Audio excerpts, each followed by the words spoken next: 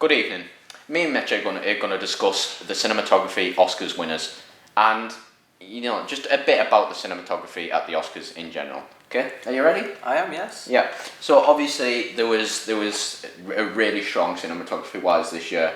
You had some brilliant candidates such as 1917, The Lighthouse would really stand out. Obviously The Lighthouse utilising that narrow aspect ratio, black and white, which is not something that is really done. It's not something that's common. Yeah, I don't actually. I think that aspect ratio is like very, very rarely used. I think it's actually, unique to a type of German silent film years ago.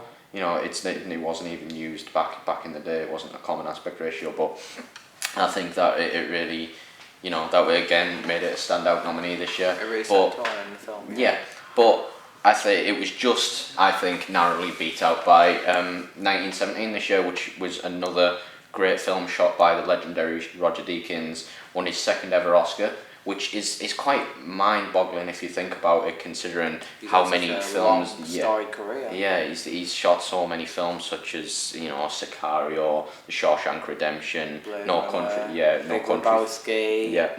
for Old Men. He's got an absolute wealth of films under his wing, and it's only his second ever Oscar, which is to me, quite frankly, it's absurd, but he definitely deserved it this year. Yeah. Obviously, other films nominated this year were Joker. Obviously, we had Once Upon a Time in Hollywood. Obviously, they were beaten out too, and so we had The Irishman too. Yeah. All three of them, they fell short to 1917. Yeah. Obviously, Roger Deakins, a legendary cinematographer in the industry. I think it was really the difficulty of really performing that one take that really sold it, because obviously shooting a film it's all one take is incredibly difficult, especially something that mainly takes place outside. I mean, there has been films that have done this before, like Birdman. The Rope. Yes, and there's also other films. I think there was a French film that I can't remember the name of right now, but it shot it all actually one take. The camera never cut, and that was certainly I've watched a bit of it, and it was certainly an experience. But it was. I think it's really been perfected in 1917. But I would also like to shift back onto The Lighthouse for a minute. Obviously, the second black and white film in a row to be nominated last year. Obviously, we had Roma, which was another great example of in fact two of my favourite films cinematography wise in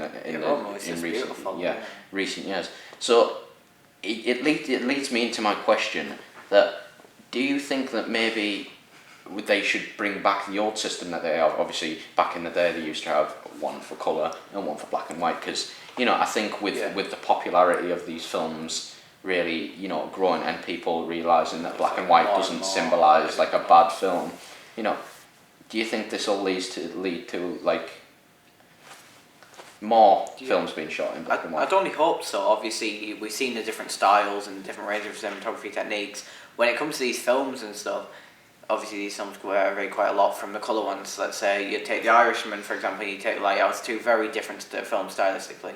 You look at them, obviously, it's just obvious from the start, black and white colour and stuff, but also if you look at the subtle little things underneath. Yeah. What you got to realise is that if this system continues and more black and white films come out, as well as the colour ones, we're going to get to a point where eventually a great colour film, which is very different from a great black and white film, that's going to get stopped. Yeah.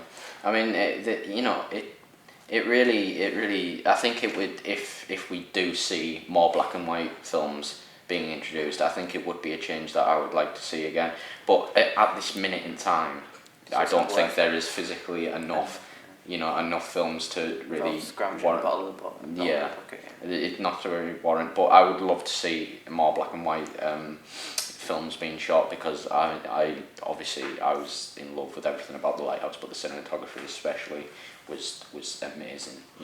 I actually, I can see why 1917 won, but I really do have a soft spot for The Lighthouse, and Roma again was another one. But yeah, there's not really much to discuss other than that, I think. But I think, it was definitely a strong year for cinematography. So thanks for joining me, Mitch, discussing the cinematography winner. Obviously, Roger Deakins, another outstandingly beautiful film. I hope he keeps doing what he's doing, and we'll see you again. Thanks for tuning in, folks. Good night. God bless.